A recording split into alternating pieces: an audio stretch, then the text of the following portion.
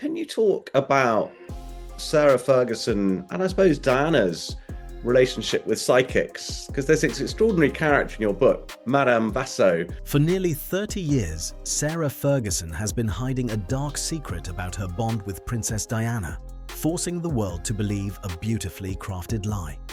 We all thought they were sisters in arms, fighting the crown together, but the chilling reality is that Diana passed away viewing Sarah as a bitter enemy.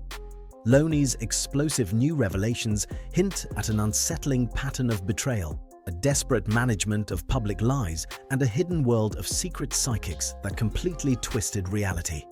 If you want to discover the true motive behind this 30-year performance, how multi-million-dollar deals are weaponizing these secrets today, and what this means for the future of the monarchy, you'll want to stay tuned until the very last second of this video, because the final reveal changes everything we thought we knew about the House of Windsor.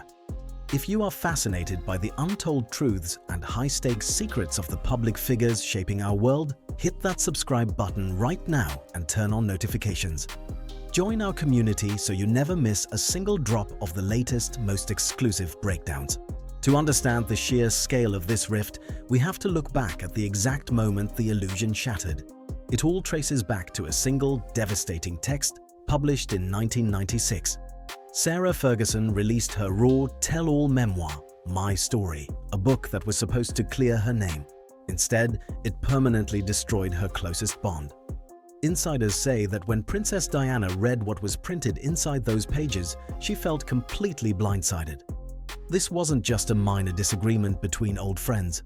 Rumors indicate that Diana viewed it as an unforgivable breach of trust by the one person who truly understood the suffocating pressure of life inside the Windsor family. But what exactly was hidden in those sentences that caused such an instant, freezing rift? Viewers might be surprised to learn that the entire friendship collapsed over a seemingly bizarre detail about personal hygiene.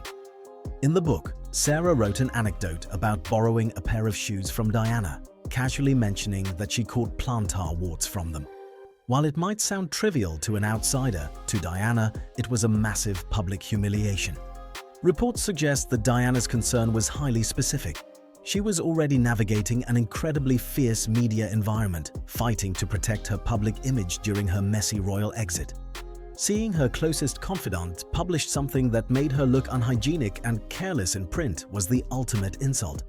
She believed Sarah was using her name to drive book sales, completely disregarding her feelings.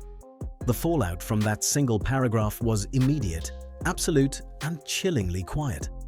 There were no loud shouting matches or dramatic public statements. Instead, a wall of pure ice went up between them. Friends at the time noted that Diana cut off all contact overnight, refusing to take calls, return messages, or answer letters. Sarah had crossed a definitive line, transforming a trusted ally into a permanent outsider. But the story takes a much stranger, far more mysterious turn right here.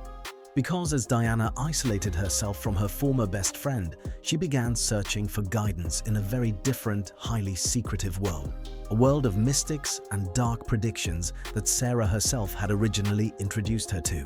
Yeah, I think, like not very bright people, Fergie was obsessed with psychics. You mean she had dozens of psychics, would often spend hours on the phone with them. They kind of interpreted her life for her. And she introduced Diana to them, indeed to Andrew to them as well. But she became particularly involved with this fraudster really, called Madame Vasso, who had various, been reported to the police for various things, normally for a fray with her neighbours, but who used to sit under a pyramid in a house in Islington. Sarah particularly liked, because it sort of played into what she wanted, was that Charles would die in a mysterious accident and Andrew would become regent until William was of age, and that Fergie would become the sort of wife of the regent, and that's one of the reasons she stuck with him. But she would ask questions about the boyfriends, about people like John F. Kennedy. Does he love her? Would he become president? Would she become first lady? Absolutely mad things. The most terrifying aspect of this royal fallout isn't the broken trust. It's the dark, psychological rabbit hole it dragged them both into.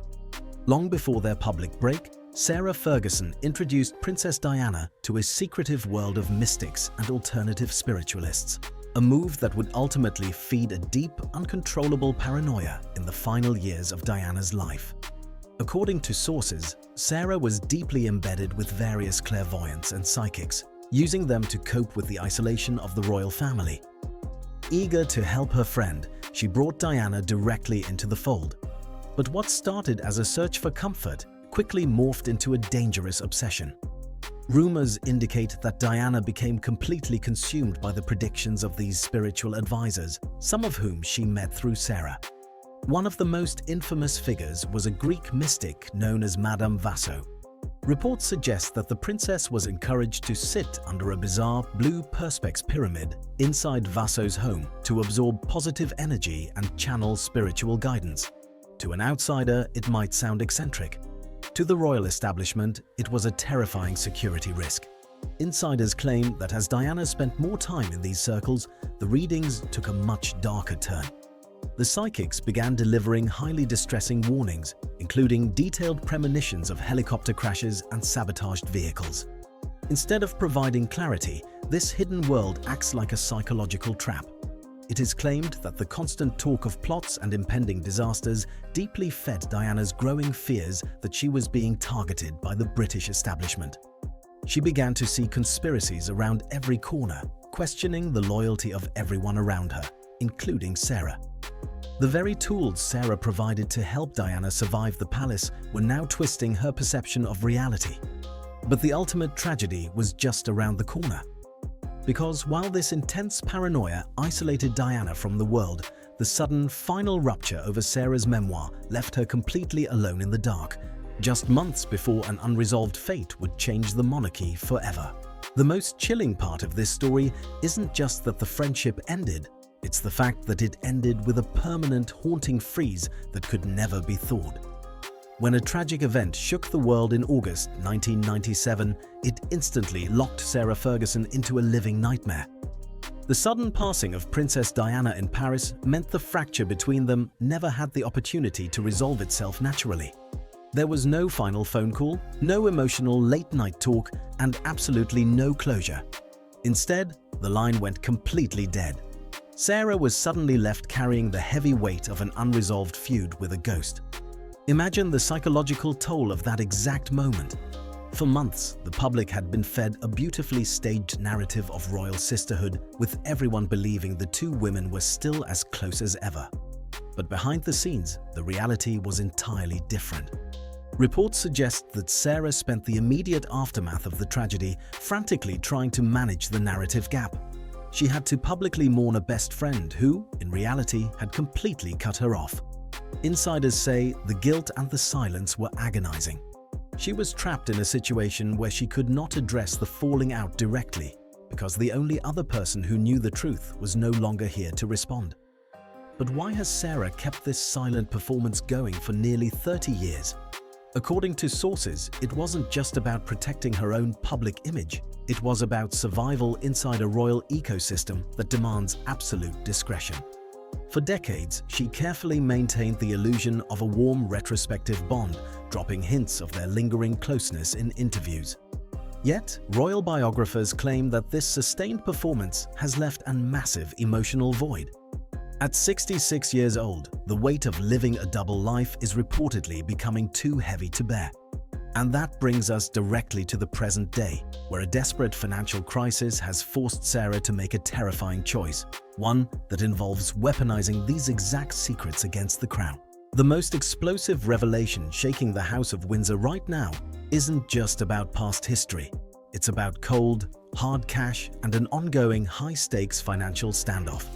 Right now, behind closed palace doors, Sarah Ferguson is allegedly locked in intense, secret negotiations with King Charles III over a lifetime royal pension.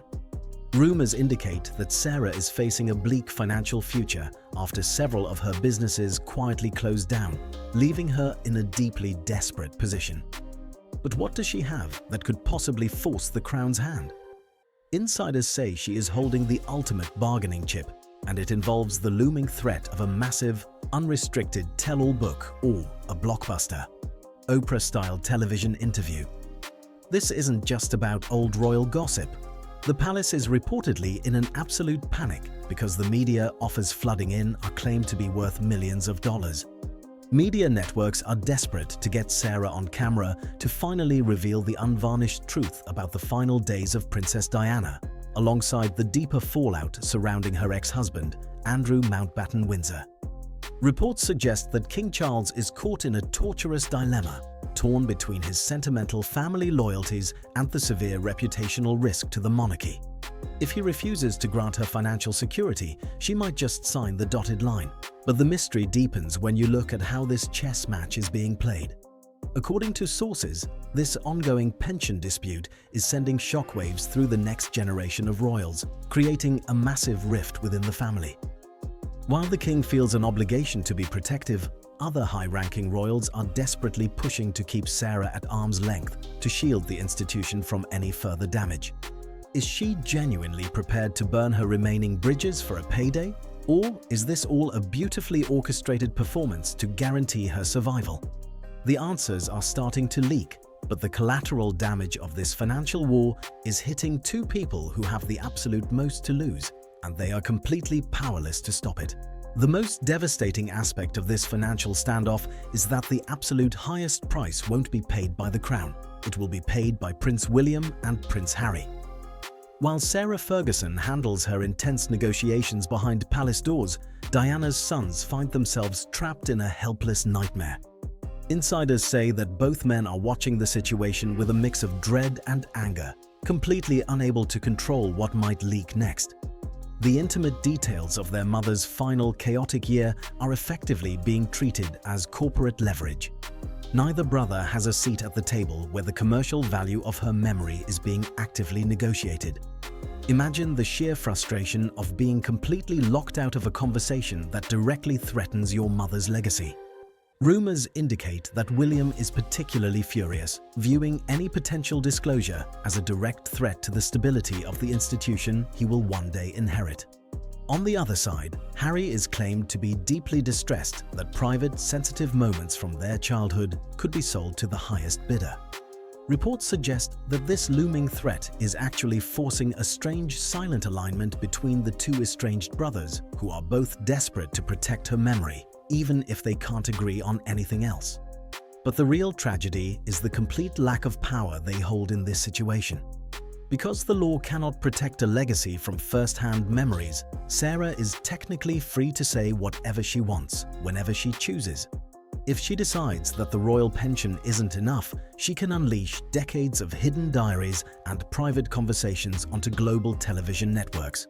Sources suggest that the palace is desperately trying to construct a legal framework to keep her entirely silent, but time is running out. And as the tension reaches an absolute boiling point, the entire House of Cards is starting to lean toward a final, unavoidable reckoning. What makes this entire situation so deeply unsettling is that a financial settlement may no longer be enough to keep the truth buried forever. For nearly 30 years, Sarah Ferguson has carefully managed the massive gap between her lived reality and the public illusion of an unbroken sisterhood. But as the performance finally cracks under modern financial pressures, we are left looking at a much darker reality.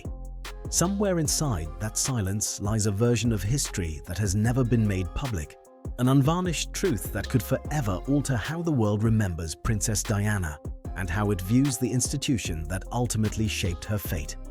Some secrets are simply too heavy to carry, and the cost of keeping them hidden might finally be too high for the palace to pay. The royal curtain is pulling back faster than ever before, and the real story is happening behind closed doors.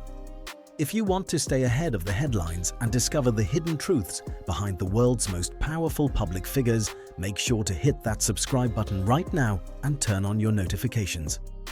What do you think is hidden inside those missing diaries? Drop your thoughts in the comments below. Let's get the conversation started. Thank you so much for watching, and we will see you in the next explosive breakdown.